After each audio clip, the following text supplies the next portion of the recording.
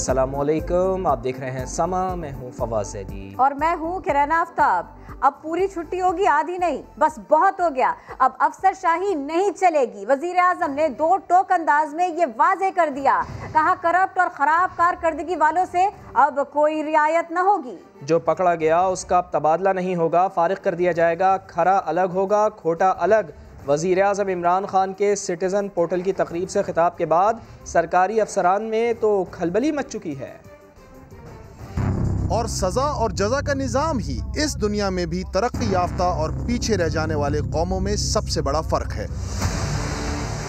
लेकिन पाकिस्तान में कराची के ट्रैफिक वार्डन से इस्लामाबाद में बैठे विफाकी सेक्रेटरीज तक सरकारी मुलाजिमीन इस सजा और जजा के निज़ाम से मावरा काम कर रहे हैं।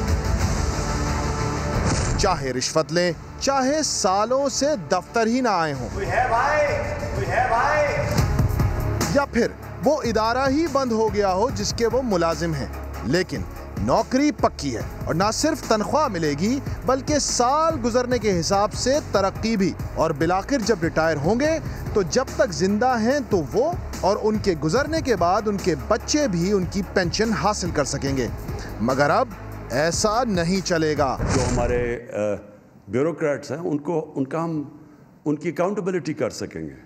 उनको भी किसको प्रमोशन देनी है, किसको बोनसेस देने हैं और किसको हमने निकालना है गवर्नमेंट से, क्योंकि हमने एक नए सिविल सर्विस रिफॉर्म्स भी लेके आ रहे हैं। उसके अंदर भी हम जब देखेंगे कि कोई गलत काम कर रहा है, जो पकड़ा गया उसकी ट्रांसफ़र नहीं करेंगे कहीं, उसको किसी और डिस्ट्रिक्ट में नहीं भेजेंगे, उसको फिर सर्विस से निकालेंगे। इस ऐलान ने यकीनन लाखों सरकारी मुलाजिमीन के दरमियान खलबली मचा दी होगी। लेकिन देखना होगा कि इंसाफ के नाम पर इक़्तिदार में आने वाले इमरान खान अपनी नाक के नीचे बैठी अफसरशाही में भी इंसाफ का निज़ाम कायम कर पाएंगे या फिर। वो लोग कहते हैं जी इमरान खान आपने बड़े यू टर्न किए हैं। मैंने कहा कमाल यू टर्न है, प्राइम मिनिस्टर बन गया यू टर्न करते करते। इसमें यू टर्न नहीं होना चाहिए, ऐसी ही उम्मीद है पूरे पाकिस्तान को। हुकूमत ने सितंबर 2018 में डॉक्टर इशरत हुसैन की सरबराही में इदारा जाती इस्लाहात और किफ़ायत-शयारी सेल कायम किया था। वफाकी काबीना से मंजूरी के बाद इस सेल की सिफारिशात पर मरहलावार अमल जारी है। क्या जिम्मेदारियां थी इस सेल की? शकील अहमद की रिपोर्ट में जानिए। हम जब देखेंगे कि कोई गलत काम कर रहा है, जो पकड़ा गया उसकी ट्रांसफ़र नहीं करेंगे कहीं, उसको किसी और डिस्ट्रिक्ट में नहीं भेजेंगे, उसको फिर सर्विस से निकालेंगे। जी हाँ, अब करप्शन और नाअहली पर मुअत्तली या तबादला नहीं होगा, नौकरी जाएगी। वजीर आजम के इस बड़े ऐलान के पीछे बड़ी तैयारी है जनाब। 2 साल से डॉक्टर इशरत हुसैन की सरबराही में इदारा जाती इस्लाहात और किफ़ायत शयारी सेल जो बरसरे पैकार है, जो 441 इदारों, वजारतों, डिवीजन्स और महकमों का फर्दन जायजा लेकर अपनी सिफारिशात वफाकी काबीना से मंजूर करा चुका। इन तजावीज़ पर अब मरहलावार अमल दरामद भी जारी है। सेल ने 19 वजारतों और डिवीजन्स के जेर इंतजाम या मातहत काम करने वाले 85 सरकारी इदारों की कारकर्दगी गैर तसल्ली बख्श करार दी थी। सिर्फ 2018 के दौरान मुख्तलिफ मदों में हुकूमत से 374 अरब रुपए लेने वाले मुतअद्दिद इदारों ने 265 अरब रुपए के नुकसानात किए। हुकूमत ने इन महकमों और इदारों के लिए 318 अरब रुपए की गारंटीज भी दी थी। नाअहली की बुनियादी वजूहात में जरूरत से ज्यादा अमला, एक ही काम बार बार दोहराया जाना, इदारों के दरमियान रवाबित का फुकदान, तकनीकी महारत और माहिर अमले की कमी शामिल है। हुकूमत IMF और वर्ल्ड बैंक समेत आलमी मालियाती इदारों को सरकारी इदारों के फ्रेमवर्क में बेहतरी और इस्लाहात की यकीन दहानी करा चुकी है। डॉक्टर इशरत हुसैन ने 43 इदारों की निजकारी 14 सूबों को मुंतकिल करने, 8 को खत्म करने, 35 के इंजमाम, 17 को तरबियती इदारों का दर्जा देने और 237 खुद मुख्तार इदारों के साथ 87 को एग्जीक्यूटिव डिपार्टमेंट का दर्जा देने की सिफारिशात मंजूर करवा रखी हैं। तजियाकार हसन खावर कहते हैं कि ब्यूरोक्रेसी के खिलाफ इक़दाम से अफसरशाही में बेचैनी नजर आएगी। दुनिया भर में सिविल सर्वेंट को निकालने का तरीक़ाकार है जिसे फॉलो करना ज़रूरी है। अगर हम कैरेट्स पे काम नहीं करेंगे और सिर्फ स्टिक से काम चलाने की कोशिश करेंगे तो होगा ये कि जो थोड़ा बहुत अफसरशाही ब्यूरोक्रेसी काम कर रही है वो भी रोक देगी। आजकल आप जिस अफसर से बात करें वो कहते हैं जी हम कोई फ़ाइल साइन नहीं करना चाहते, हम कोई ठेका नहीं देना चाहते, क्योंकि हमें नहीं पता हमें कब एंटी करप्शन वाले, कब नैब वाले बुला लें, और इस डर से वो काम नहीं करते। जो सोचने की बात है वो ये है कि अगर तो कोई गलत काम करते पकड़ा जाएगा तो उसको तो निकालना शायद आसान होगा, लेकिन अगर लोग काम करना छोड़ देंगे तो आप शायद उनको निकाल भी नहीं पाएंगे, क्योंकि दुनिया भर में काम ना करने पे सरकार और हुकूमतें लोगों को नहीं निकाला करती हैं। और मेरे ख्याल में पाकिस्तान इस वक्त इस मसले का शिकार है। तो सवाल यह है कि पाकिस्तान में अफसरशाही का ये निज़ाम भला कब से चला आ रहा है, क्यों किसी ब्यूरोक्रेट को सज़ा नहीं मिलती? तो हम इसी का जवाब जानने की कोशिश करेंगे। समा के senior anchor person Muiz Jafri साहब हमको ज्वाइन कर चुके। मुइज़ जाफरी, ये निज़ाम आखिर कब से राइज है? सिविल सर्विस का निज़ाम आज भी राइज है। वो दर हकीकत एक कलोनियल निज़ाम हुकूमत और एक कलोनियल तर्ज इंतज़ाम की आज भी अक्कासी है। वो इस तरह के जब ब्रिटिश राज हमारे ऊपर राइज था और हमारे ईस्ट इंडिया कंपनी जो है वो हमारी सासजात और हमारे थ्रू रेवेन्यूज़ और टैक्सेशन और लगान एक्सट्रैक्ट करके अपना ब्रिटिश एम्पायर को चलाती थी और अमीर से अमीर तर करती थी। उनका निज़ाम चला गया और हमें आज़ादी मिल गई, लेकिन हमें सिविल सर्विस के निज़ाम से कोई आज़ादी नहीं मिली और उसको हमारी जो पहली हुकूमतें थीं उन्होंने आईनी जामा भी पहना दिया। गवर्नमेंट ऑफ इंडिया एक्ट जो कि हमारा पहला आइन था 1935 का, और उसके बाद हमारे 50s के कॉन्स्टिट्यूशन भी और 60s के कॉन्स्टिट्यूशन सब में सिविल सर्विस की टेन्योरियल लिमिटेशन यानी कि उनकी सीनियरिटी का हक और उनके प्रमोशन के लिए कंसिडर होने का हक और उनके टेन्योर की प्रोटेक्शन, ये सारी चीज़ों को आईनी प्रोटेक्शंस हासिल थी। तो उसका स्ट्रक्चर और उसका निज़ाम बंधा इस तरह था कि आपस का फ़ायदा हो और फ़ायदा एक्सट्रैक्ट करके सरकार का फ़ायदा हो, लोगों का फ़ायदा एक सानवी इम्पोर्टेंस का हामिल था। और ये लोगों का फ़ायदा सानवी होना हमारे आज के सिविल सर्विस लॉज में भी आया है। इस सब के बावजूद मुरव्वज है। ये बताइएगा, क्या इस निज़ाम का कोई फ़ायदा अवाम को भी होता है? सिविल सर्वेंट जो है उसको आपकी खिदमत बेहतर करने में कोई फ़ायदा नहीं है। उसको आपकी खिदमत में कोई ख़यानत करने का नुकसान कोई बहुत ज़्यादा बड़ा नहीं है। उसको एक लेजिटिमेट एक्सपेक्टेशन इस सब कुछ के बावजूद है कि अगर वो सर झुका के अपने सीनियर के साथ मिल के एक जगह बैठा रहेगा तो उसकी एनुअल कॉन्फिडेंशियल रिपोर्ट्स जिसका उसको हक है कि उसके सीनियर्स ही करें, वो बढ़ती जाएंगी और वो अपने पोस्टें में बढ़ता जाएगा और वो रिटायरमेंट के वक्त जो आवाम का पैसा है उसमें से ज़्यादातर का हकदार भी बन जाएगा। अगेन, क्योंकि ये निज़ाम हमारी बेहतरी के लिए के बजाय एक कलोनियल पावर की राइट ऑफ एक्सट्रैक्शन को बेहतर करने के तर्ज पे बना था और आज तक इसके अंदर तब्दीली नहीं आई। इस तमाम निज़ाम की तब्दीली के अंदर रुकावट इस वक्त ये है कि सिविल सर्वेंट्स के जो हुकूक़ हैं, ये प्रमोशन वाले और टेन्योर वाले, इनको एक आईनी जामा पहना दिया गया है। लिहाजा अगर आप कोई भी कानून में तरमीम करेंगे जो इन हुकूक से बादियुन नज़र कुछ लेता है तो वो ये कह सकेंगे कि नहीं, ये तो हमें आइन ने प्रोटेक्शन दी है। जी, बहुत शुक्रिया आपका मुइज़ जाफरी साहब। पाकिस्तान सिटीज़न पोर्टल पर 2 साल में रजिस्टर्ड अफराद की तादाद 30 लाख से तजावज़ कर गई है, जबकि 25 लाख से ज़ायद शिकायत का इजाला भी किया गया है। 2 साला कारकर्दगी रिपोर्ट में क्या बताया गया है, जान लेते हैं। समग्र नुमाइंदा खुसूसी अब्बास शबीर हमारे साथ मौजूद हैं। अब्बास शबीर, बताइएगा 2 साला कारकर्दगी कैसी रही? देखिए, आज वज़ीर-ए-आज़म पाकिस्तान इमरान खान ने भी सिटीज़न पोर्टल की 2 साला कारकर्दगी पर एक तकरीब से खिताब किया, लेकिन फिगर्स हमारे पास आई हैं उसमें पोर्टल पर 2 साल में जो रजिस्टर्ड अफराद हैं उनकी तादाद 30 लाख से तजावज़ कर गई है, जबकि इस पोर्टल पर 27,64,410 शिकायत मौसूल हुई हैं। 2 साल में 25,95,828 शिकायत का अजाला किया गया है। आज जो बताया गया उसमें नादरा की कारकर्दगी सबसे इत्मीनान बख्श करार दी गई, जबकि मिनिस्ट्री ऑफ ओवरसीज ने 1,36,000 में से 1,28,000 जो तारिकीन वतन की इंक्वायरीज हैं उसको निपटाया गया है। सबसे मजेदार चीज ये है कि शिकायत निपटाने की जो शरह है उसमें वफाक और केपी के 95% रहा, जबकि पंजाब 94, सिंध 86 और बलूचिस्तान 99, जबकि गिलगित बल्तिस्तान 84। बहुत शुक्रिया आपका अब्बास शबीर।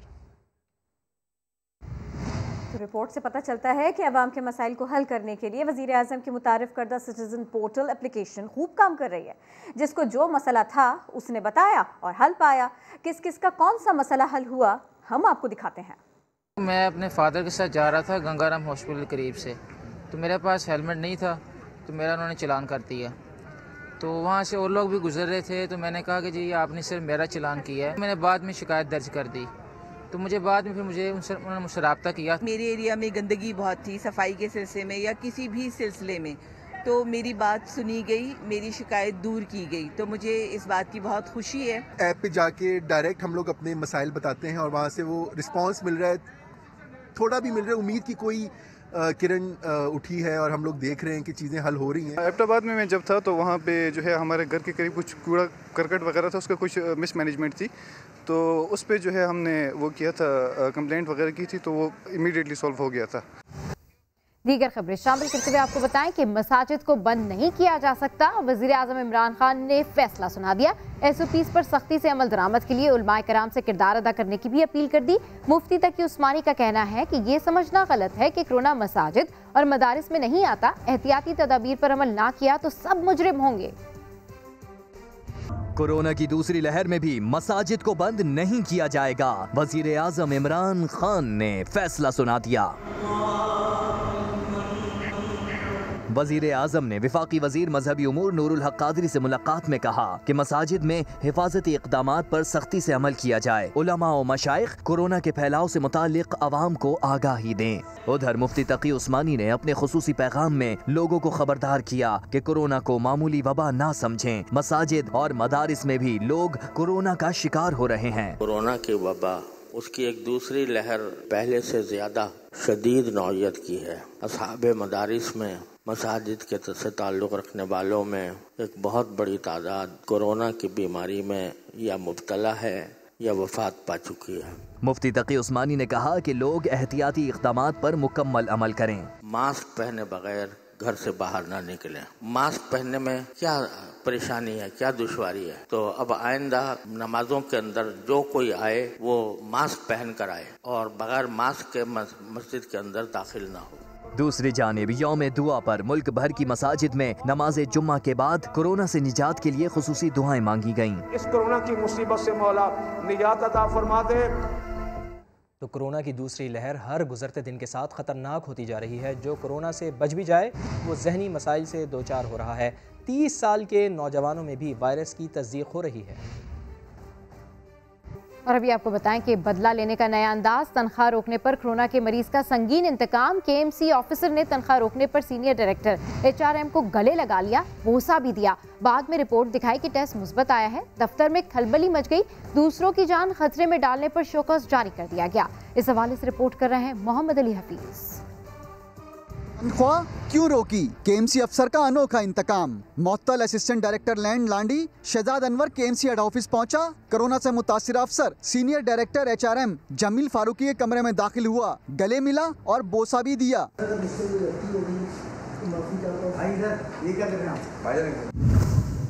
कोरोना मरीज ने दीगर अफसरान से भी मुलाकात की और जब अपनी कोरोना रिपोर्ट मुस्बत दिखाई तो KMC हेड ऑफिस में खलबली मच गई। सब अपनी नशिस्तें छोड़कर भाग निकले। Senior director HRM Jameel Farooqi ने बताया कि शहजाद अनवर को करप्शन शिकायत पर 5 अक्टूबर को मुअत्तल किया गया और HRM रिपोर्ट ना करने पर तनख्वाह रोक ली गई थी। जमील फारूकी ने बताया कि 4 माह कबल उनका कोरोना टेस्ट मुस्बत आया था, अब वो दोबारा टेस्ट करवाएंगे। दूसरी जानिब शहजाद अनवर की सरकत पर इंतजामिया ने एक्शन लेते हुए शोकास जारी कर दिया।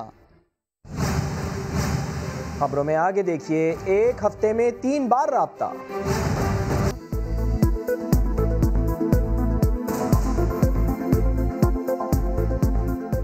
मुल्क की सियासत में एक बार फिर डील की अफवाहें गर्दिश करने लगी हैं। नवाज शरीफ और जरदारी का एक हफ्ते के दौरान 3 बार राब्ता हुआ है। मुफाहमत के बादशाह साबिक वजीर आजम और मौलाना फजलुर रहमान की एस्टेब्लिशमेंट से दोस्ती कराने के लिए खासे सरगर्म हो गए हैं। बात न बनी तो तहरीक में तेजी लाई जाएगी।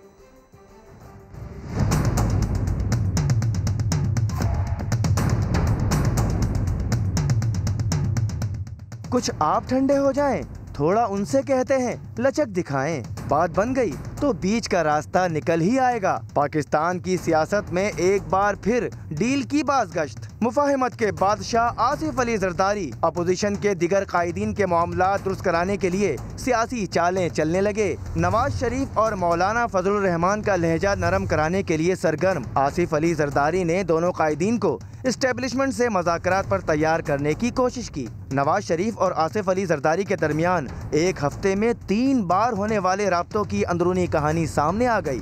बाखबर जराए बताते हैं कि आसिफ अली जरदारी और नवाज शरीफ एजेंडा तैयार कर रहे हैं, जिसके तहत एतमाद साजी, कानून साजी और फिर आखिरी मरहला फैसला साजी का होगा। डील की सूरत में नवाज शरीफ पर से दबाव कम करने पर भी गुफ्तगू हुई। पीडीएम की शराइत पर ताकतवर हल्के राजी हुए तो बात आगे बढ़ेगी। पसे पर्दा मुज़ाकरात नाकाम हुए तो तहरीक में मजीद तेजी आएगी। आसिफ जरदारी फजलुर रहमान को पहले ही एतमाद में ले चुके हैं। मुस्लिम लीग नून के रहनुमाओं ने हुकूमत को धमकी दे दी। राना सनाउल्लाह कहते हैं गिरफ्तारियों की सूरत में सख्त रद्द-ए-अमल सामने आएगा। शाहिद खाकान अब्बासी बोले पीडीएम इक्तदार की नहीं आइन की बालादस्ती की जंग लड़ रही है।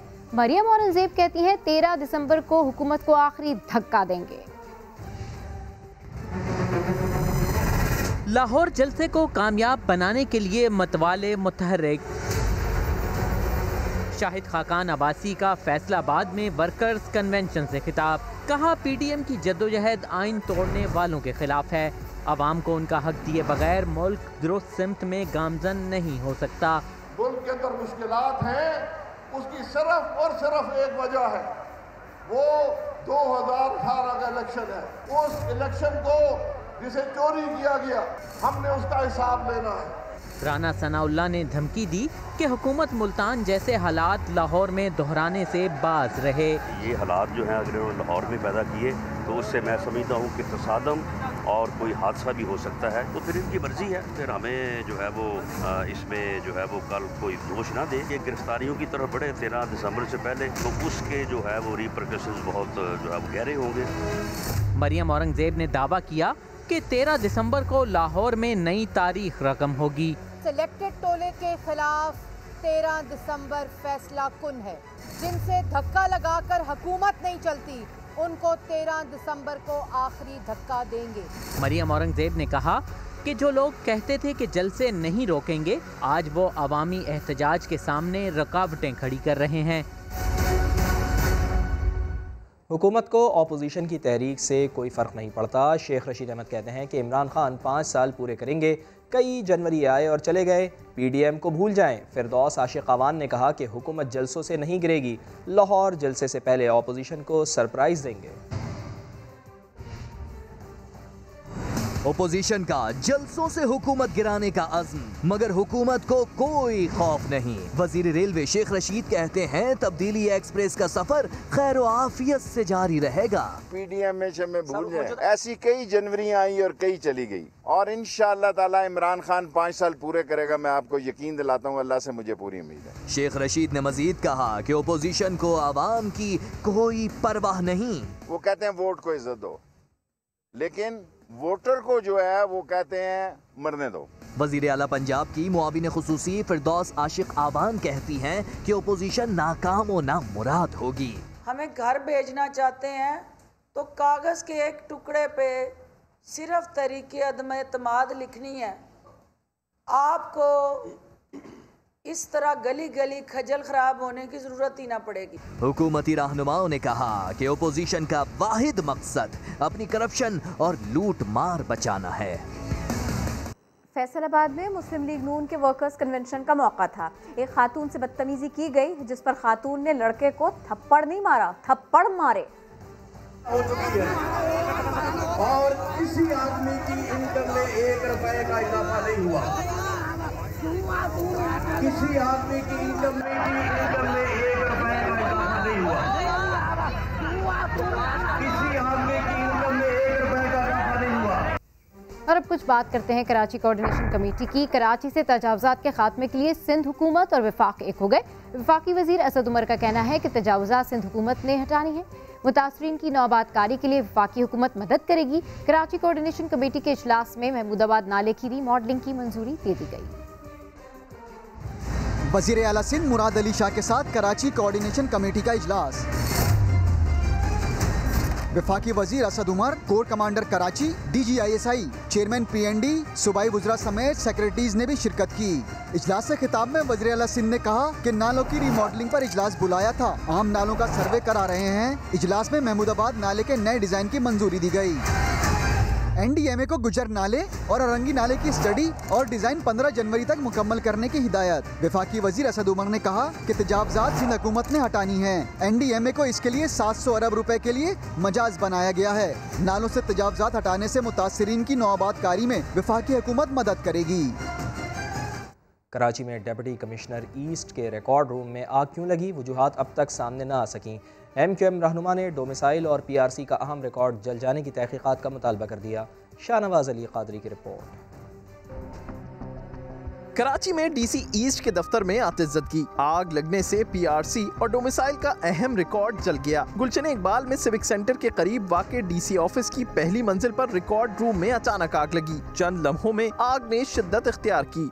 डोमिसाइल PRC का ये बहुत पुराना रिकॉर्ड पड़ा हुआ है और तकरीबन 10:30-11 बजे आग लगी हुई थी। फायर ब्रिगेड के एक फायर टेंडर और 2 वाटर बाउजर की मदद से आग पर काबू पा लिया गया। आग लगी या लगाई गई, ताहाल वजूहात सामने नहीं आ सकी हैं। हाल ही में सरकारी मुलाजमतों पर जाली डोमिसाइल और PRC पर भर्तियों के खिलाफ MQM के रहनुमा ख्वाजा इजहार उल हसन ने सिंध हाई कोर्ट में दरख्वास्त दायर कर रखी है। ख्वाजा इजहार ने DC ईस्ट के रिकॉर्ड रूम में लगने वाली आग की तहकीकात का मुतालबा भी कर दिया है। सूबे के सारे कागजात दफ्तरों में जो है सबको आग लगाएंगे।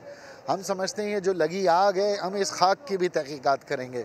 रिकॉर्ड रूम में आग लगने के वाक़े ने कई सवालात को जन्म दिया है। डोमिसाइल और PRC का इतना अहम रिकॉर्ड इतने गैर संजीदा अंदाज में क्यों रखा गया था? रिकॉर्ड रूम में आग बुझाने का इंतजाम क्यों मौजूद नहीं था? नादरा के कवानीन की बात करते हैं जो यतीम बच्ची की तालीम में रुकावट बन गए। तालिबा ने सिंध हाई कोर्ट का दरवाजा खटखटा दिया। कराची से रिपोर्ट कर रहे हैं इरफानुल हक। 3 महीने की थी तो वालिद दुनिया से चले गए। 3 साल की उम्र में माँ भी रोता छोड़ गई। माहम किसी से पैसे नहीं मांग रही, ना ही कह रही है कि उसे रहने के लिए छत दी जाए। मासूम तालिबा की तो बस छोटी सी ख्वाहिश है कि किसी तरह इल्म हासिल कर ले। फॉर्म भरने गई थी, ये बोल रहे हैं आपका बेफॉर्म नहीं बना हुआ। मैं नाजरा ऑफिस गई, ये बोल रहे हैं आपका बेफॉर्म नहीं बन सकता। क्यों? आपके अबू अम्मी नहीं हैं। कुछ दिन के लिए मामू रख लेते हैं तो कभी खाला के यहाँ दिन गुजार लेती हैं। माहम बड़ी मुश्किल से 9वीं जमात तक पहुँची तो अब बेफॉर्म की वजह से उसका एडमिट कार्ड रोक लिया गया है। इसको पढ़ने का माशाल्लाह शौक बहुत है और माशाल्लाह बहुत ज़हीन भी बच्ची हैगी। माशाल्लाह 3rd क्लास के अंदर ना। अब बेचारी माहम का क्या कसूर कि उसके माँ बाप अल्लाह को प्यारे हो गए, मगर मुल्क में ऐसा कोई कानून नहीं कि वालिदैन के बगैर बेफॉर्म बन जाए। हम ये सदा कर रहे हैं कि इसमें इनको जो है बेफॉर्म जारी किया जाए और जो इनका एजुकेशन है पूरा साल इनका ज़ाया होने का ख़तरा है तो इनको जो है matric board office admit card जारी करे ताकि ये जो एग्ज़ाम अटेम्प्ट कर सकें। यतीम बच्ची ने अदालत से इस्तदा की है कि नादरा को बेफॉर्म जारी करने का हुक्म दिया जाए ताकि वो इल्म की रोशनी हासिल करे और माशरे के अंधेरों में ना भटके। कैमरामैन मोहम्मद रिजवान के साथ इरफानुल हक, समा, कराची। वज़ीर आला पंजाब की मुआविन खुसूसी डॉक्टर फिरदौस आशिक़ावान कहती हैं अगर वो वफाकी काबीना से अलग ना होती तो उन्हें हार्ट अटैक हो जाता, नर्वस ब्रेकडाउन हो जाता। उन्होंने कहा कि वो मुनाफिक नहीं, सीधी और दो टोक बात करती हैं, इससे कुछ लोग नाराज़ हो जाते हैं। वो समा से गुफ्तगू कर रही थी। यकीन था ट्रूथफुल परवेज मेरे लीडर की तरफ से था, मुझे हैंडल करने दो। PTI के अंदर बैठा मेरे हवाले से कोई नेगेटिव परसेप्शन रखता है उसको हकायक का इल्म नहीं है। मैं हमेशा सुकून में होती हूँ। आपने मुझे कभी परेशान नहीं देखा होगा। अगर ये ना होता ना भट्ट साहब, या मुझे हार्ट अटैक होता या मेरा नर्वस ब्रेकडाउन होता। 20-20 घंटे काम करती थी, मेरी नींद पूरी नहीं हो रही थी। मैंने पूरे अपने पॉलिटिकल कैरियर में ना कभी कोई मेडिसिन ली, लेकिन ये 1 साल जो था ना इतना स्ट्रेसफुल था और मैंने इतनी टेंशन ली। 1 साल की टेंशन और मेरी ज़िंदगी भर की टेंशन एक बराबर है। कॉफ़ी पी के ना मुझे एसिडिटी और प्लस ब्लड प्रेशर, तब जाके मैंने BP की मेडिसिन। जिस दिन से मैं उस सीट से हटी मैंने एक टैबलेट भी टच भी नहीं की। हैदराबाद में बिजली के हाई वोल्टेज तार, 3 मासूम बच्चियों की जिंदगियां निकल गई। देखते हैं इम्तियाज अली की रिपोर्ट। खेल मौत में बदल गया। हैदराबाद के इलाके अली टाउन में करंट लगने से 3 कमसिन बच्चियां जाँ बहक।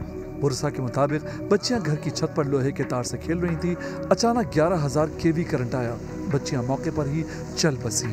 10 साला सलमा और 6 साला सादिया कोयटा से चचा के घर घूमने आई थी। 2 बच्ची लेकर गए कोयटा लेकर चले गए कुछ लाख पर, और एक बच्ची के जो तकमीम है वो अपना कोटरी खुदा की बस्ती में करवा गया। मैं अब यही चाहता हूँ कि यहाँ से थारे हटा जाए, ये ताकि कल किसी और के साथ ऐसा हादसा ना हो। मकीनों का कहना है हेस्को को तारी रिहायशी इलाकों से दूर करने की कई बार शिकायत की, मगर कोई एक्शन नहीं हुआ। कैमरामैन कामरान के साथ इम्तियाज अली, समा, हैदराबाद। स्पोर्ट्स न्यूज शामिल करते हुए आपको बताएं कि न्यूजीलैंड की वजारत सेहत ने पाकिस्तान टीम को प्रैक्टिस की इजाज़त देने से साफ इनकार कर दिया। खैबर पख्तूनख्वा के बच्चों के लिए बड़ा रिलीफ। वज़ीर तालीम शहराम तरकई ने स्कूल बैग का वजन कम करने का बिल असम्बली में पेश कर दिया है। एक्ट में हर क्लास बैग के लिए अलग अलग वजन का तयन किया गया है। जमात अव्वल के बच्चों के लिए बैग के लिए 2 किलो 400 ग्राम वजन मुकर्रर किया गया। जमात दोयम के 2 किलो 600 ग्राम और हायर सेकेंडरी के तलबा के लिए बैग का वजन 7 किलोग्राम रखा गया है। जोड़ों का दर्द हो या कोई और तकलीफ, दवा की टेंशन ना ही कोई सर्जरी की फिक्र। बरे सगीर का कदीम इलाज कायरोप्रैक्टर कराची में फिर से जिंदा होने लगा है। अब इस मरज को भगाया कैसे जाता है इसके जरिए, और इससे इलाज कैसे किया जाता है, कासिम रईस की रिपोर्ट में जानिए। टूटी सड़कों ने कराची वालों का जोड़ जोड़ हिलाया तो बरे सगीर का कदीम इलाज एक बार फिर जिंदा होने लगा। गर्दन से लेकर एड़ी तक कहां कौन सा मोहरा अपनी जगह खो बैठा है। कायरोप्रैक्टर नामी तरीका इलाज के जरिए सारी तकलीफें दूर हो सकती हैं। लकड़ी के खास औजारों की मदद से इंतहाई महारत और टेक्निक से जोड़ जोड़ बिठाया जाता है।